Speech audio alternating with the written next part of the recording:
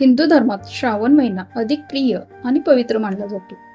धार्मिक दृष्ट्या हा महिना शंकराला समर्पित आहे। या महिन्यात शंकरासोबत पार्वतीची देखील विशेष पूजा केली जाते। तसेच हा महिना विविध सण आणि उत्सवांनी भरलेला आहे। या महिन्याच्या प्रत्येक आठवड्यात विविध सण साजरे केले जातात। महाराष्ट्रात यंदा 5 श्रावणी सोमवार असणार आहेत। महाराष्ट्रात श्रावण महिना हा 5 ऑगस्ट पासून सुरू होईल। पहिल्या श्रावण सोमवारी कोणते शुभ संयोग जुळून आले आहेत जाणून घेऊया। 5 ऑगस्टला दुपारी 3:22 पासून चंद्र सिंह राशीत प्रवेश करेल, त्यामुळे गजकेसरी योग तयार होत आहे। तसेच चंद्र गुरुपासून 4थ्या केंद्रस्थानात असणार आहे। बुध आणि शुक्र हे दोन्ही ग्रह सिंह राशीत एकत्र आल्याने लक्ष्मी नारायण राजयोग तयार होईल। शुक्र चंद्राच्या संयोगामुळे शिवाची उपासना केल्यावर तुमच्यातील कला आणि सर्जनशील क्षमतांचा अधिक विकास होईल।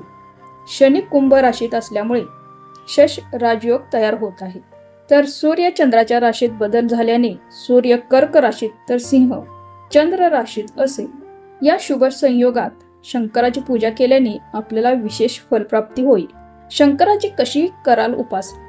महादेवाची कृपा मिळवण्यासाठी शिवलिंगावर सोमवारी जल अर्पण करावे। या काळात शंकराच्या पूजेला अधिक महत्त्व देण्यात आले आहे। श्रावणातील प्रत्येक सोमवारी महादेवाच्या पूजेला विशेष महत्त्व आहे।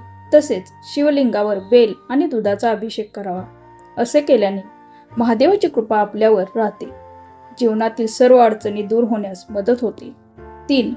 महादेवाची पूजा कशी कराल? शिवलिंगाची पूजा करताना संकल्प करावा। त्यानंतर तांदूळ, फूल, कुंकू, बेलाची पाने अर्पण करावी।